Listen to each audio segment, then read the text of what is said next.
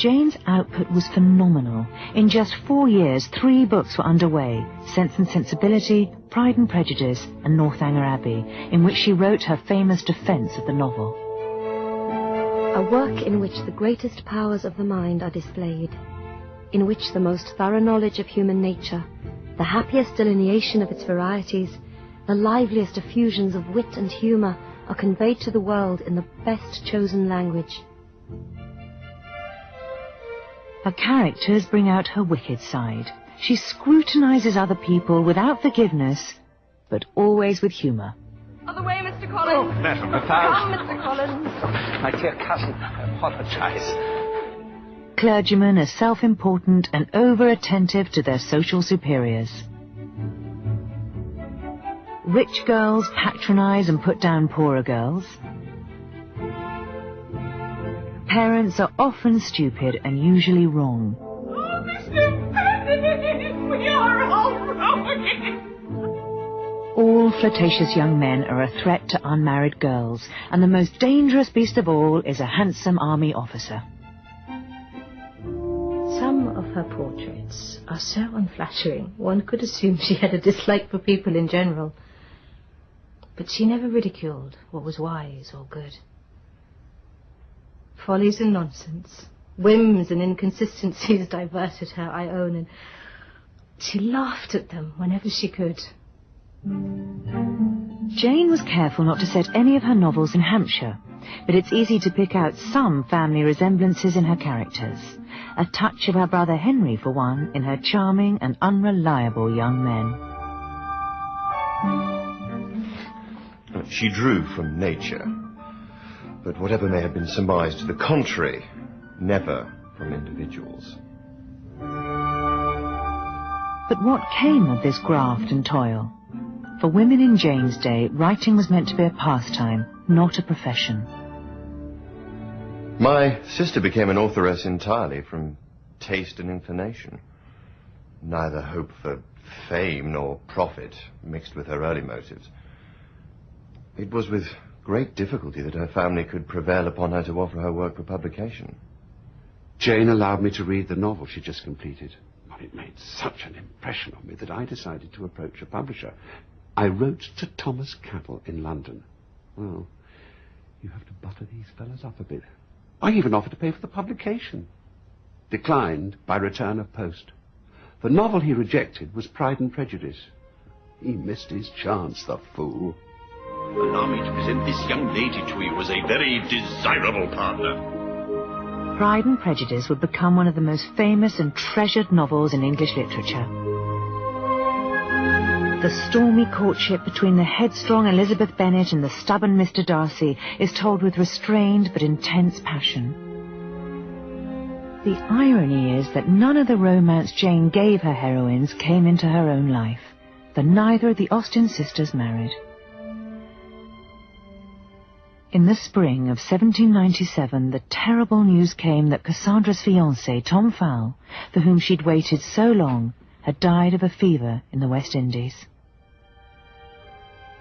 Cassie behaved with a degree of resolution and propriety which no common mind could evince. As time passed, I encouraged her to consider other suitors, but she turned her face away from the world, determined never to consider marriage again.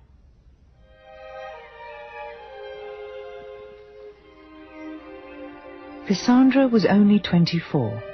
For her it meant an early passage into spinsterhood. Jane was heading down the same path, as she showed no sign of finding a husband. Instead, their attachment to each other became the most important thing in their lives. My aunts were thought to have taken to the garb of middle age unnecessarily soon. I recollect how they walked in wintry weather through the sloppy lane between Steventon and Dean. I remember their bonnets, because though precisely alike in colour, shape and material, I made it a pleasure to guess, and I believe I always guessed right, which bonnet and which aunt belonged to each other. Jane turned 25 at the beginning of the 19th century. She had 3 novels under her belt, each destined to be a classic. She seemed on the road to success. Then, mysteriously, she stopped writing. This coincided with a disastrous upheaval in her life. While their daughters were away, Mr. and Mrs. Austen took the tremendous decision to leave their home in Steventon. Jane was returning from a stay with friends, and I was eager to tell her the good news. As she came through the door, I said, "Well, it is all settled. Mr. Austen is to retire, and we've decided to leave Steventon and to go to Bath to live." We were to rent a house there and spend our summers visiting the coast. James, our eldest son, and his wife were to take over the parsonage. Jane's response to the news surprised us. She simply fainted. Jane was traumatized at the thought of leaving her home. But Mr. and Mrs. Austen were elated at the prospect of their new life of leisure and were in a hurry to leave. They said it was to be the holiday of their old age. They had no idea the harm they were doing. I was losing my home, my workplace, my routine, my books, my friends and neighbours. We were to turn our backs on the liberty and quiet of the country.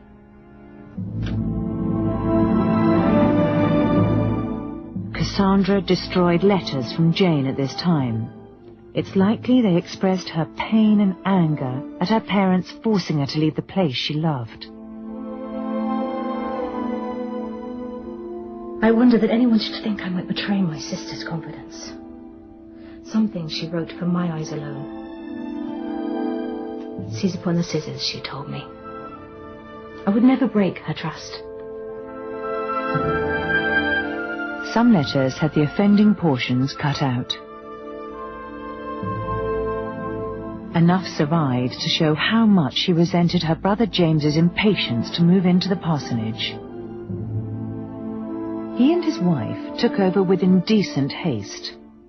Her possessions were seized or sold, her pictures, her books, even her beloved piano. Since her parents agreed to this, Jane was powerless. The whole world was in a conspiracy to enrich one part of our family at the expense of another.